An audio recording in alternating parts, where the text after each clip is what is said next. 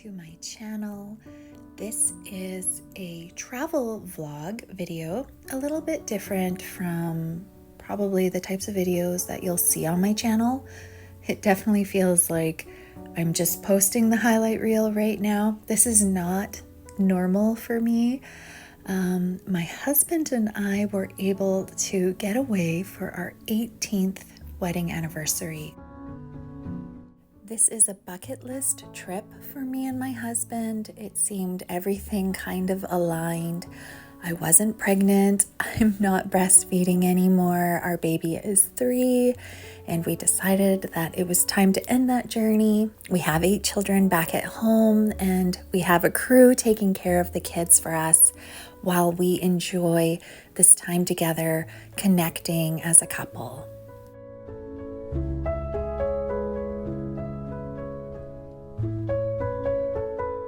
My husband, about 5 years ago, for a work trip, flew across Canada to Quebec here for a work trip.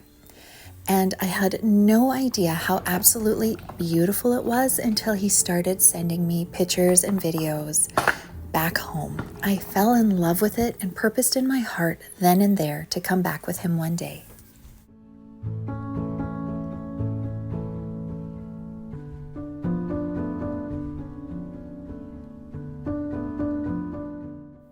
Over the last few years, as we've gone to trips and experienced new and different things, I've really fallen in love with going on tours. I don't know what it is about it, but I feel like it really solidifies the experience for me, and I learn so much. I absolutely love it, and I enjoy it so much more just having that history and that experience behind, and the why and the how and the inner workings. It just seems to open up a whole different level of going a little bit deeper into what you're actually going through and seeing and experiencing.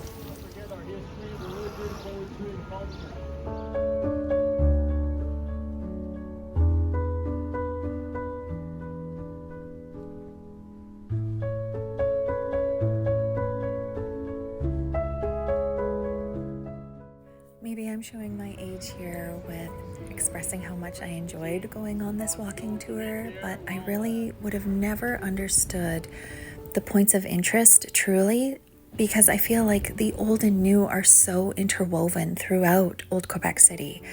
You don't really know what the history is one building to the next. My mother-in-law, I just sent her a beautiful picture of a house, and she was like, well, what's the historic significance of this building? And I said, nothing. I think it's just someone's primary residence. Isn't it beautiful? And she was like, oh, it's so stunning.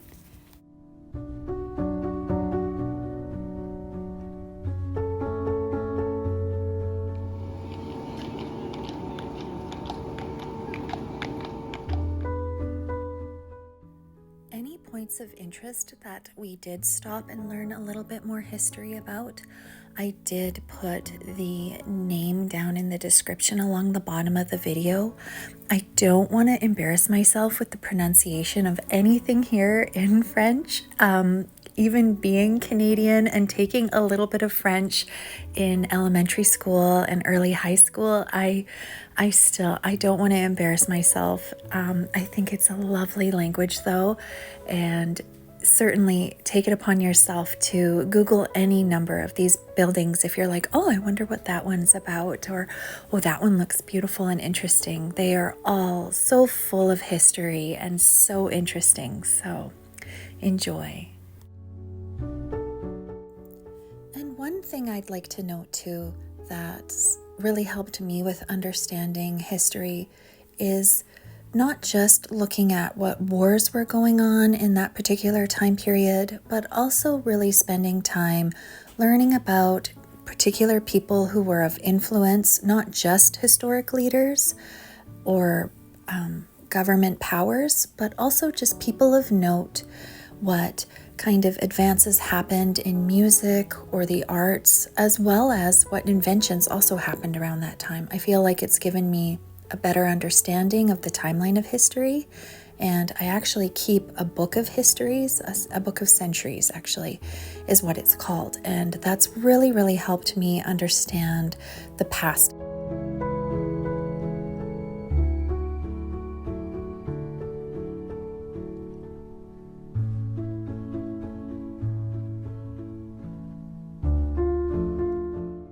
I'd also really like to highlight how incredibly walkable this entire area is.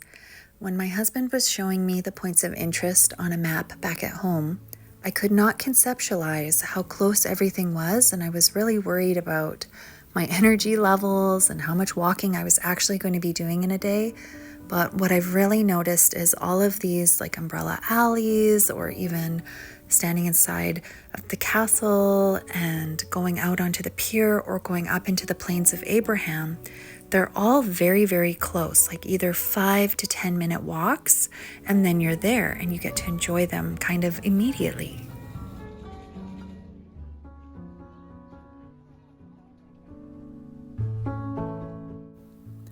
I actually said to my husband, who needs Paris when you have Old Quebec City? I found this such an incredibly romantic trip. There was so much beauty all around us. It was very easy to have our hands intertwined, and we were so close and just enjoying the beauty and the atmosphere all around us. I found our hearts were incredibly light and merry, and we could not stop smiling. It was such a delight to the senses to be here.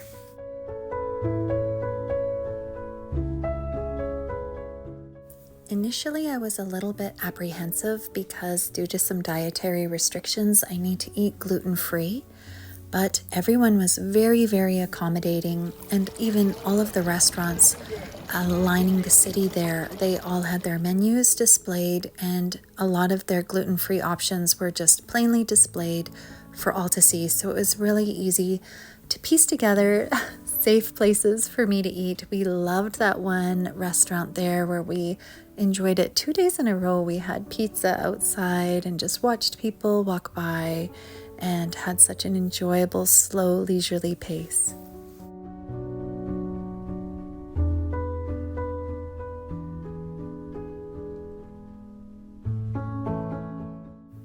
I know I've mentioned before that everything is incredibly walkable here. You know, if you're staying at the hotel, and it's easy to get across from one place to the other. However, I will highlight that once you get to the Plains of Abraham, be prepared to get your steps in. This place is massive, and I know I would be having a bit of anxiety if I had my little ones here.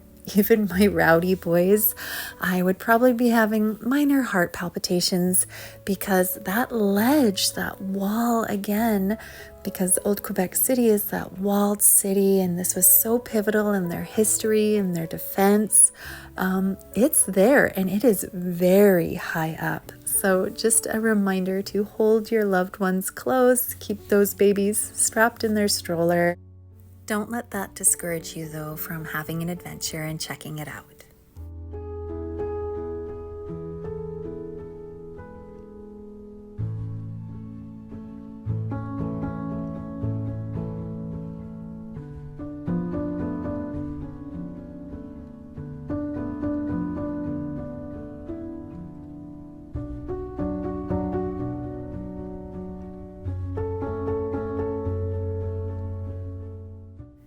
Seeing all of the beautiful gardens here has definitely got me inspired, and I know that I'm going to be incorporating a lot more of the beauties that I saw here into my garden back at home, just so I can walk through them and remind myself of what a beautiful experience that I had.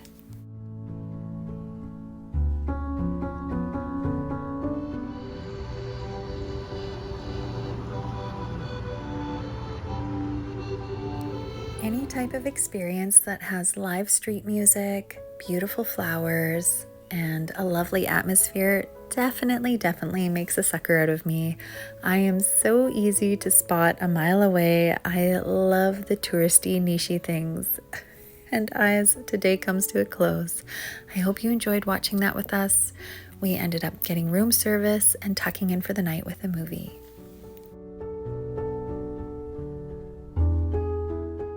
We started day 2 off with breakfast at Palace Dufferin, and then wandered around until our hotel tour that started at 10 o'clock. We learned that the food is so good over here because they often woo chefs from France to come and work for them at their restaurants here in Quebec. And I believe it. It is so delicious. Every meal we enjoyed was such a flavor experience. If you are a foodie, I highly recommend you put this on your list as places to go and experience because it was so delicious. I was so impressed. Even as someone with a dietary restriction, it was absolutely fine. I didn't feel left out at all. I felt very nourished, very spoiled, very full, very round after this trip.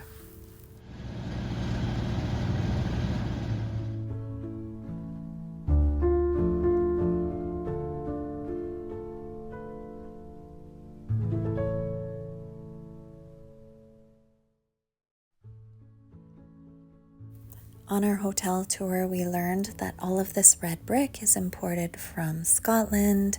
We learned about the importance of the chateau's honey that they actually have on their rooftop. I could actually see it from my room, and I was so curious what that was all about. I was like, what is that down there? But it's actually where all of their beehives are. You can even see little bees buzzing around in front of my camera if you're careful and watch for them. Up where the bees are is also the chef's garden, where they have the option to tend to it themselves so they can have their fresh herbs and items that they want to go in their dishes, or they can have a gardener come and take care of it for them. I also believe that the chateau is a zero carbon footprint hotel, which is really exciting also, just to see how it's so innovative in being progressive towards protecting our environment.